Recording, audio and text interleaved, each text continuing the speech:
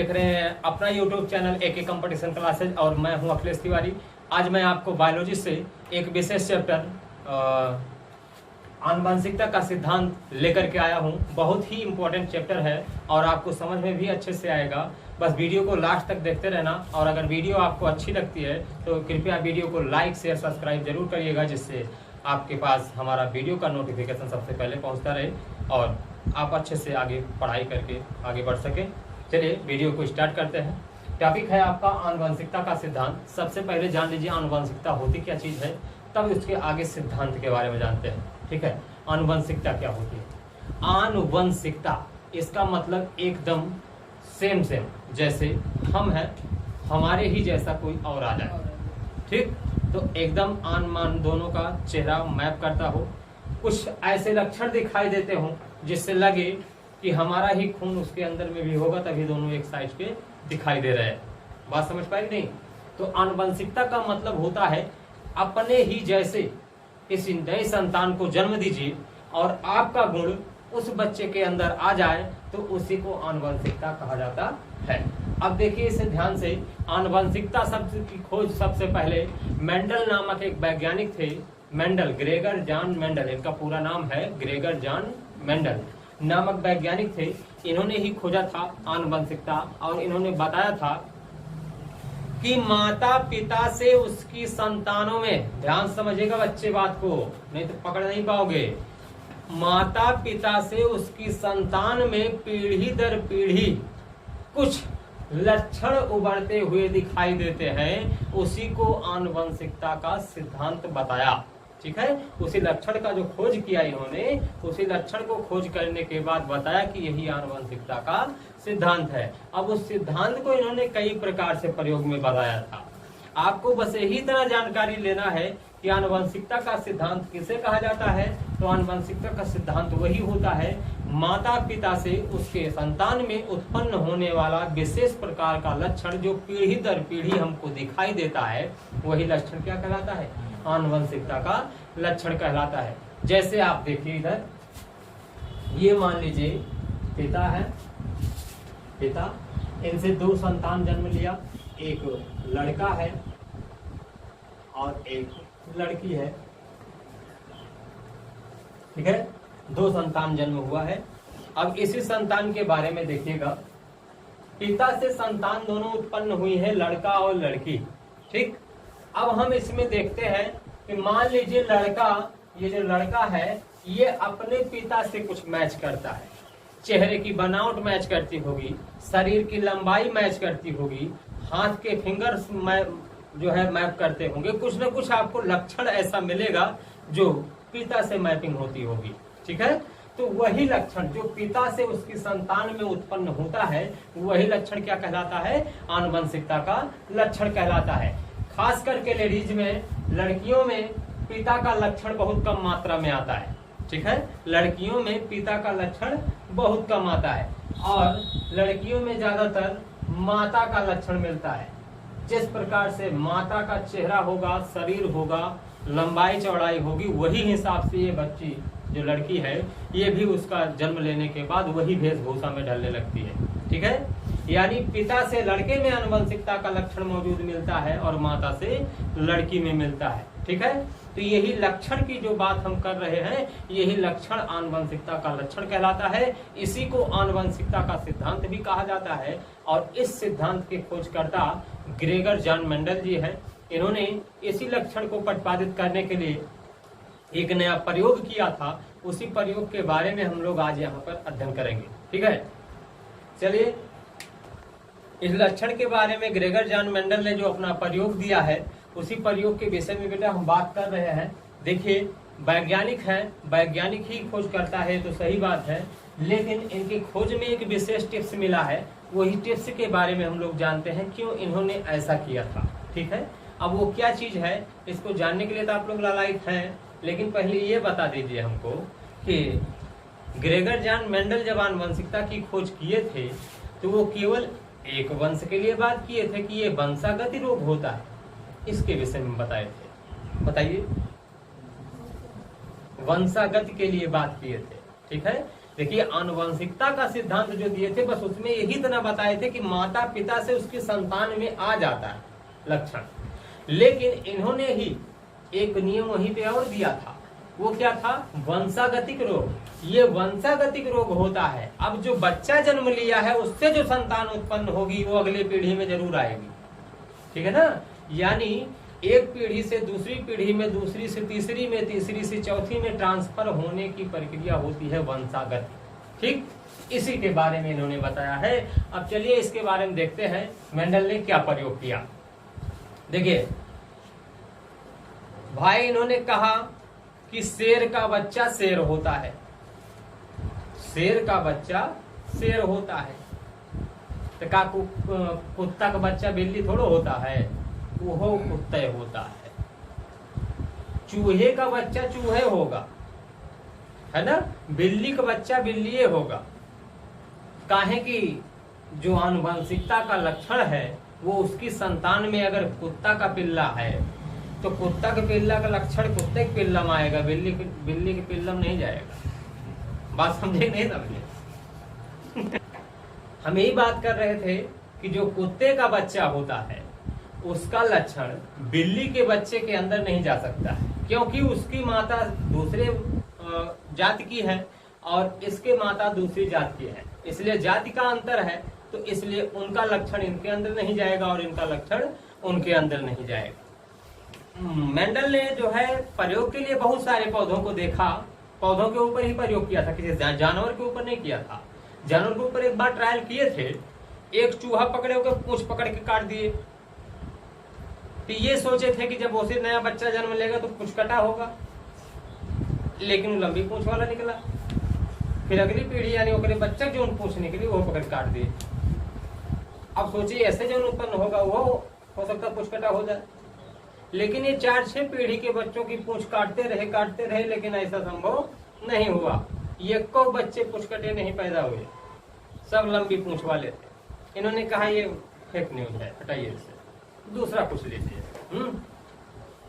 अब देखिए कुछ चीजें ऐसी होती हैं जिसका प्रयोग तत्काल किया जा सकता है, लेकिन कुछ चीजें ऐसी होती हैं बेटा जिसको प्रयोग करने में 1-2 साल भी लग सकते हैं, लेकिन निष्कर्ष नहीं निकलता है, ठीक है ना।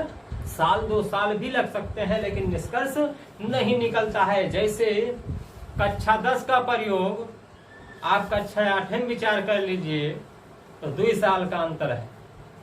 कक्षा 8 में हो आप और कक्षा 10 की मार्कशीट आपको कैसे मिल जाएगी? नहीं मिल सकती है। तो ये प्रयोग आपको करने में कितने साल लगेगा? 2 साल। 2 साल का जब प्रयोग आप कर ले जाएंगे तब आपको कक्षा 10 की मार्कशीट हासिल हो जाएगी। वही प्रकार से मेंडल ने सोचा कि कुछ ऐसे जीव या किसी ऐसे पौधे का चुनाव किया जाए जो साल भर में कम से कम 3 से 4 बार अपने नए संतान को जन्म दे सके।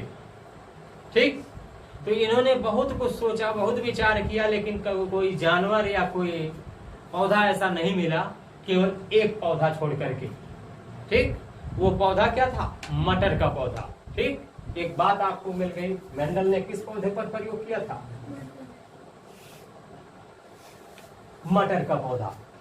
ध्यान दीजिएगा, कंपटीशन लेवल पर एक क्वेश्चन पुटअप होता है, मेंडल का प्रयोग किस पौधे पर किया गया? तो वो कौन सा पौधा है? मटर का पौधा।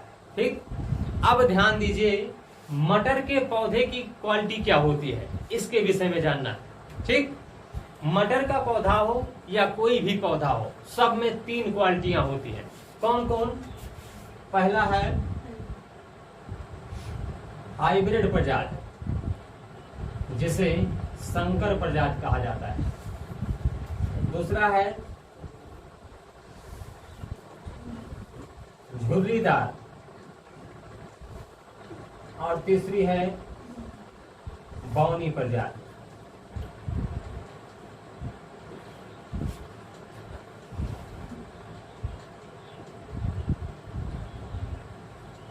ये 3 क्वालिटी दिया। ठीक, अब यहां देखिए, हाइब्रिड तो सब लोग जान रहे होंगे ना, बड़का वाला होता है, जान रहे हैं कि नहीं जान रहे हैं? हाइब्रिड माने बड़का वाला। झुर्रीदार प्रजाति जो आती है बड़का से कुछ छोटका वाला। ठीक, बड़का से कुछ छोटका वाला। और जो बौनी प्रजाति होती है एकदम छोटका वाला है। 3 प्रजाति बताया था इन्होंने। आपको हम एक सैंपल दें, जो गेंदा का पुष्प होता है ना, गेंदा का पुष्प, उसको आप चीड़ फाड़ करके उसके बीज को निकाल दीजिए और ले जा करके किसी स्थान पर उसको लगा दीजिए, ठीक। और उसमें थोड़ा नमी रहे भाई, पानी वानी डाल दीजिएगा ऊपर से। आप जब देखेंगे पौधा जब उग जाएगा, वहीं में से कोई 3-4 पौधा उठा करके ऐसे ऐसे वृक्षारोपण कर दीजिए, ठीक। तो आप तो कौन से गेंदे का पुष्प भाई बीज डाले थे, बड़ा वाला था ना, लेकिन जो ये पौधा जम रहा है, यह में जब फुलवा खिलता है तो कौनों में छोटा छोटा खिलता है, कौनों में बड़ा बड़ा खिलता है, कौनों में मीडियम प्रजाति का होता है ना। तो अब सोचिए कि अगर एक ही पौधे से 3 प्रजातियां उत्पन्न हो रही हैं, तो निश्चित है एक ही माता पिता से जो संतान उत्पन्न होगी वो भी 3 कंडीशन में होती होगी। बात समझे कि नहीं समझे? एक हाइब्रिड प्रजाति, एक झुर्रीदार और एक बौनी प्रजाति। वही प्रजातियां यहाँ पर बताई गई है। तो मटर के लिए उदाहरण दिया जा रहा था, तो मटर की क्वालिटी देख लीजिए। जो हाइब्रिड प्रजाति यानी संकर प्रजाति की होती है, उनका मटर का जो बीज होता है, बीज चोली गोलाकार होता है, एकदम शुद्ध गोलाकार। उसके बाद दूसरी है झुर्रीदार। तो झुर्रीदार जो होता है ये हाइब्रिड से कुछ हल्का पतला होता है, टेढ़ा मेढ़ा होता होगा, दबा होगा ना, ऐसे मान लीजिए, कुछ ऐसे मान लीजिए, ठीक।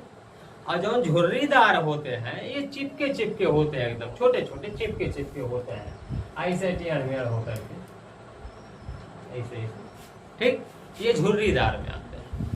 यानी तीनों प्रजातियां, बौनी प्रजाति, झुर्रीदार और संकर प्रजाति, तीनों प्रजाति एक ही बीज चोल से आए थे, हाइब्रिड से।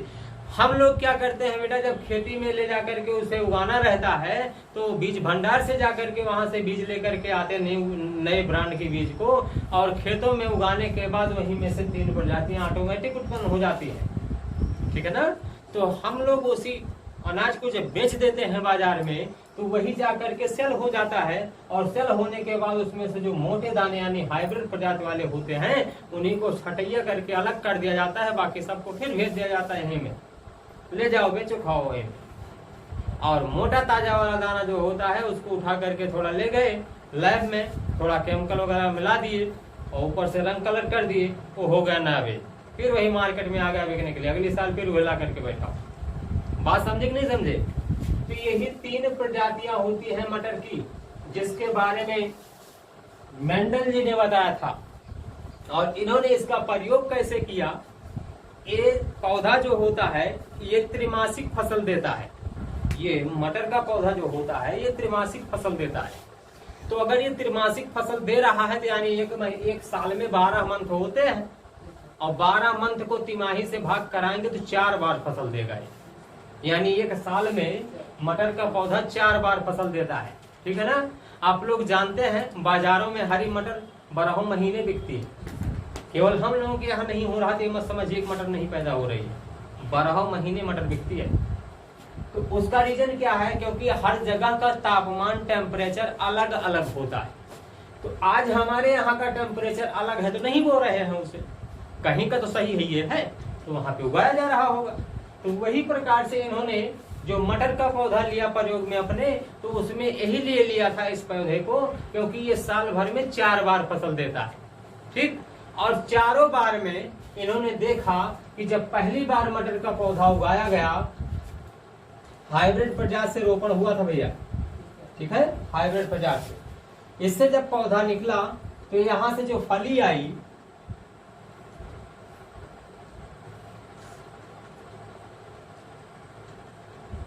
ये जो फली आई यहाँ पे ध्यान से देखिएगा, अभी तभी बात समझ में आएगी ये हम क्या चीज बता रहे हैं। देखिएगा ध्यान से, इतनी बड़ी फली में केवल 2 दाना लगा हुआ है, किस प्रजाति का? हाइब्रिड प्रजाति का। समझ में आई बात कि नहीं? और देखिए,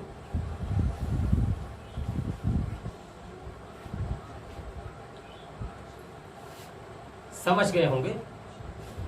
अब हाइब्रिड प्रजाति की ही फली है, लेकिन इसमें 2 ही दाना आया हाइब्रिड का, बाकी सब बौनी और झुर्री में चले गए, है ना। तो हम निश्चित है जब किसी एक माता से जब उसकी संतान उत्पन्न होती है तो उससे उत्पन्न होने वाले संतानों में 3 प्रकार के लक्षण ऑटोमेटिक आ जाते हैं, चाहे वो बौनी प्रजाति ले लेगा, चाहे झुर्रीदार में जाएगा, या फिर हाइब्रिड प्रजाति में जाएगा। तो वैसे ये भी मटर का जो पौधा होता है ऐसे ये भी 3 प्रजाति का बीज देता है। अब इसको हम निकाले, ले आए घर पे अपने सफैया किए उसकी, उसके बाद निकाल करके जब बीज को अलग किए तो इसमें से हम देख रहे हैं कि केवल एक फली में 2 दाना आया था हाइब्रिड प्रजाति का, बाकी सब झुर्री और बौनी में चले गए थे। ठीक, तो जब मार्केट में यही चीज बिकने के लिए जाता है बेटा, तो इसको मशीन के माध्यम से चुनाव कर दिया जाता है, बड़े दाने को अलग कर लिया जाता है, जो छोटे वाले होते हैं उसको फिर मार्केट में सेल कर दिया जाओ, अपना दाल वाल बना खाओ पियो।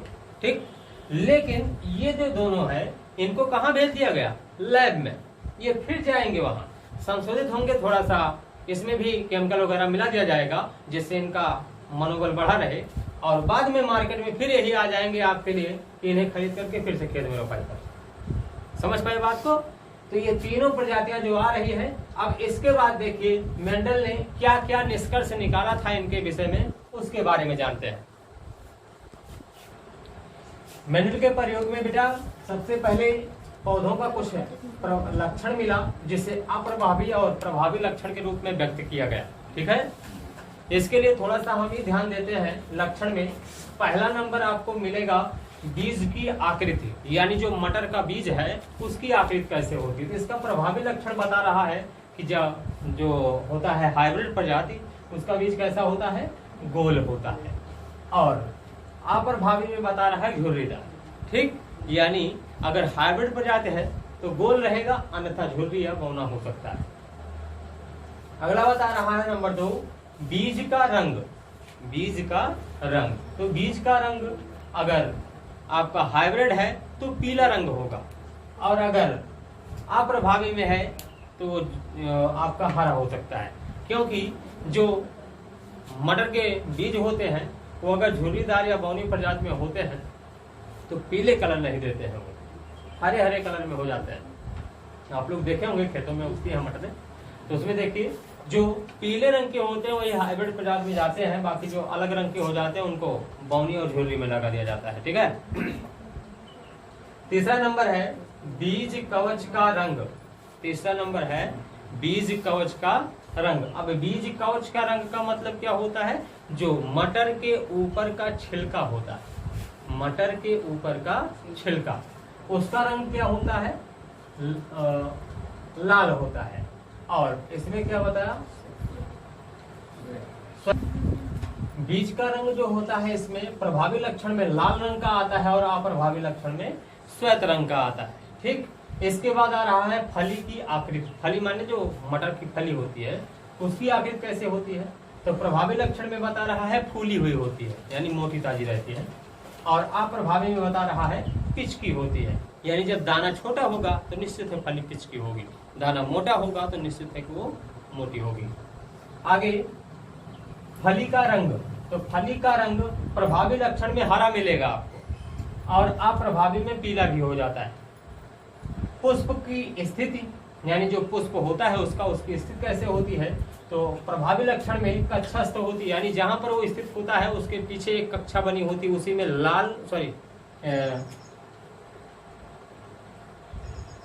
श्वेत और लाल दोनों कलर के पुष्प आते हैं ना मटर में, वही दोनों कक्षास्थ होते हैं, यानी एक कक्षा में बंद होते हैं, उसी में दोनों खिले होते हैं। और अप्रभावी लक्षण में बता रहा है कि ये अग्रस्त होते हैं। अग्रस्त का मतलब आगे की तरफ निकले होते हैं, तो फूल किसी का पीछे थोड़ा निकलता है, आगे ही निकलता है। पौधे की लंबाई की बात की जाए तो प्रभावी लक्षण में बता रहा है लंबा होता है, और अप्रभावी में बता रहा है नाटा होता है। तो आप लोग बताइए मटर का पौधा आप लोग देखे हैं ना, तो कुछ पौधे ऐसे होते हैं जो लंबे लंबे होते हैं, और कुछ पौधे ऐसे होते हैं जो नाटा प्रजाति के होते हैं, वही जमीनी में रहते हैं। तो मटरिया उगती कौन में बढ़िया है? लंबे वाले में, नीचे वाले में? नीचे वाले में जाता है। ठीक है, क्योंकि हाइब्रिड मटर वही होती है। हाइब्रिड जो होती है उनका पौधा बहुत लंबा नहीं होता है।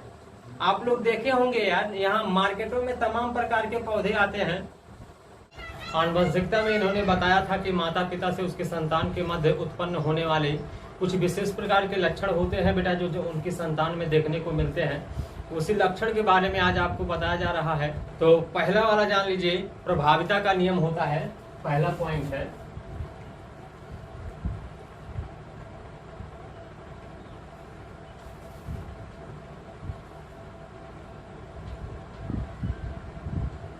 प्रभाविता का नियम, ठीक है, हम लोग इसके बारे में अध्ययन कर रहे हैं। प्रभाविता का नियम क्या होता है?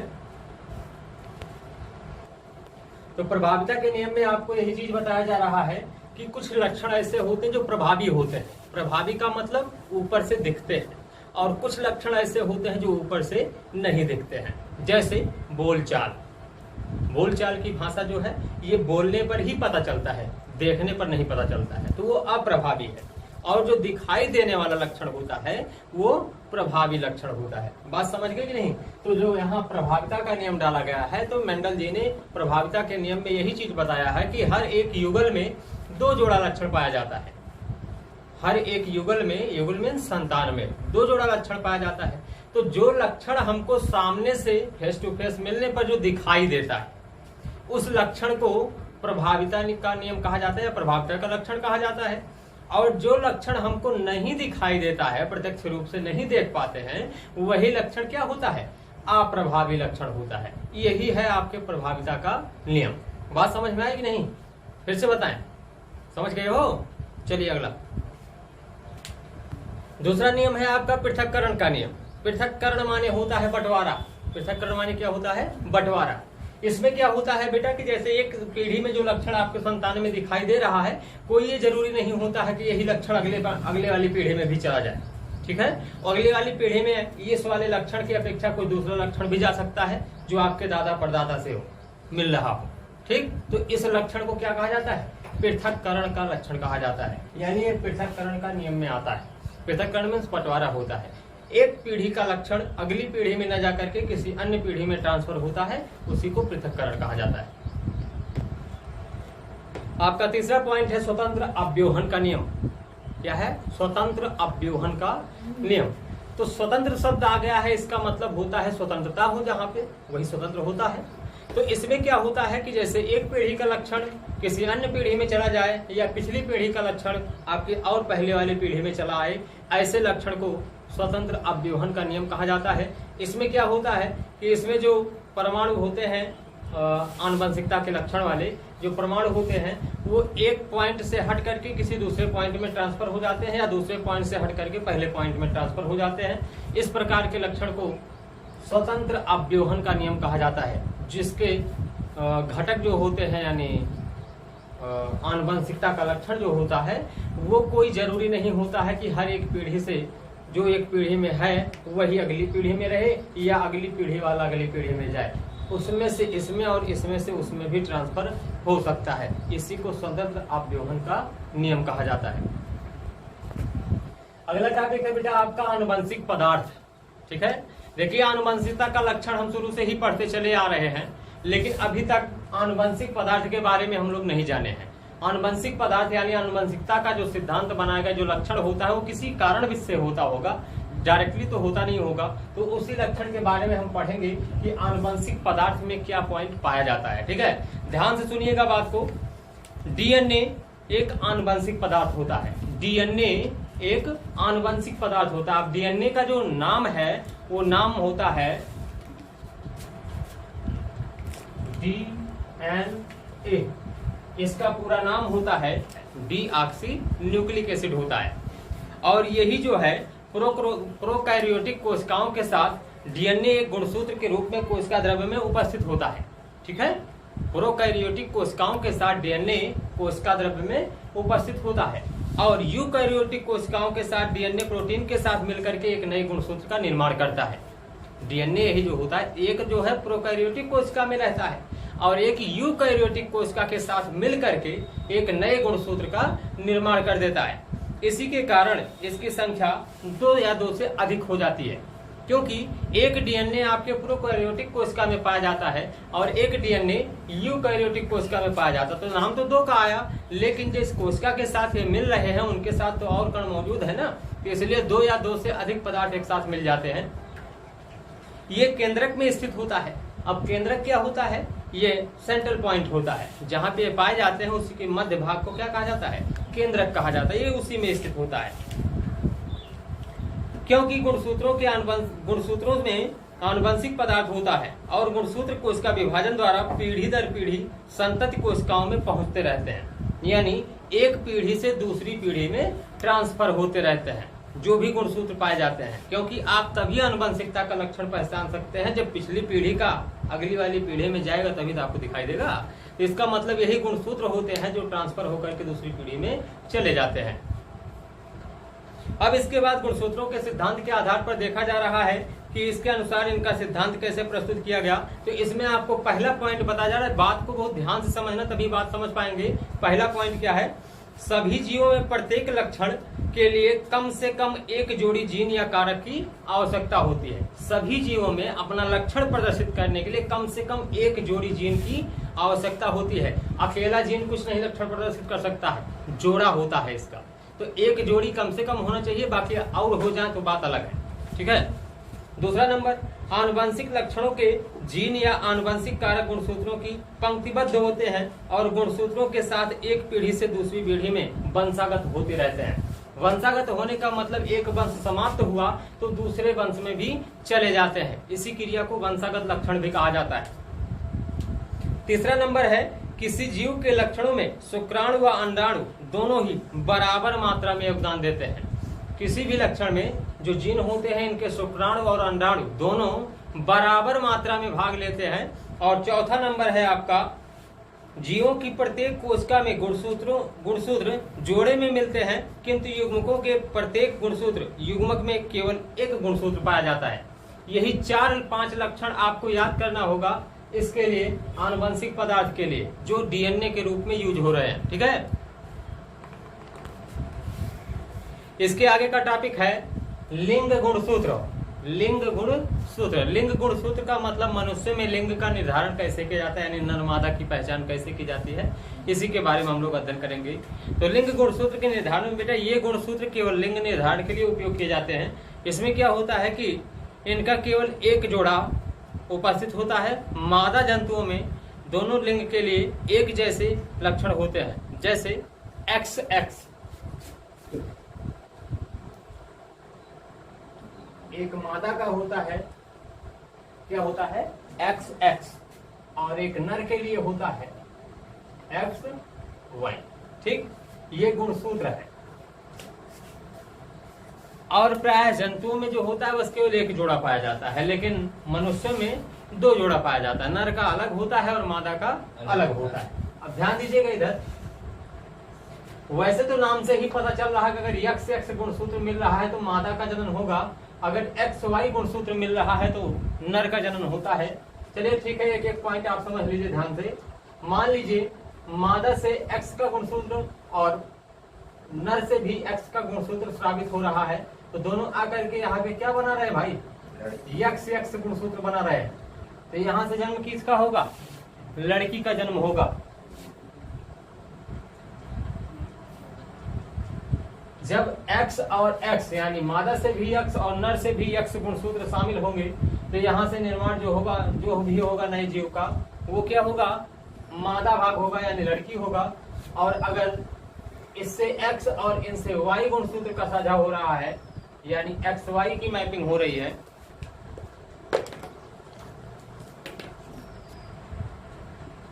अगर यहाँ मादा से X गुणसूत्र और नर से Y गुणसूत्र मिल रहा है तो ये आपका XY गुणसूत्र का निर्माण हो रहा है, जो कि नर भाग के लिए है, इंडिकेशन मिल रहा है।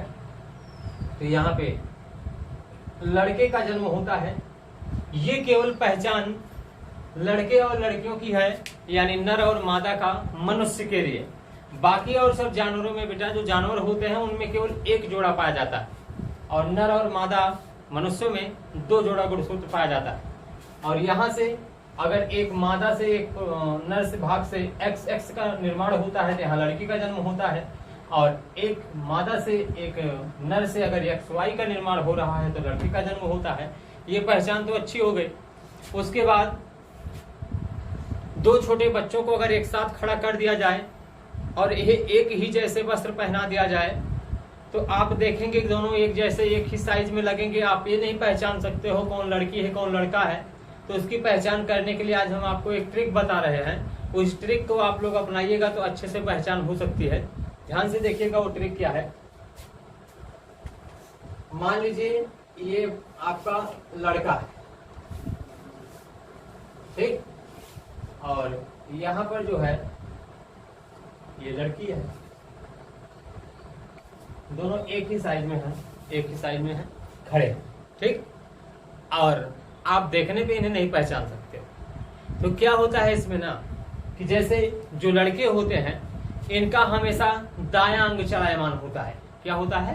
दायां अंग चलायमान होता है। यानी जो भी कार्य करना आरंभ करेंगे पहले दाहिने कदम आगे निकलेगा इनका। और जो लड़कियां होती हैं इनका बायां अंग ज्यादा कार्यशील होता है, ठीक है। तो यहीं से पहचान चलती है कि अगर बच्चे को बुलवाना भी नहीं है, केवल आपको चाल से ही बताना है।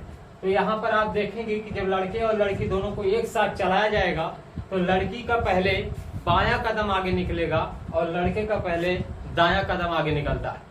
यहीं से पहचान हो जाती है कि कौन वाला लड़का है और कौन सा लड़की है, ठीक है। इस बात को आप लोग ध्यान दिए रहिएगा।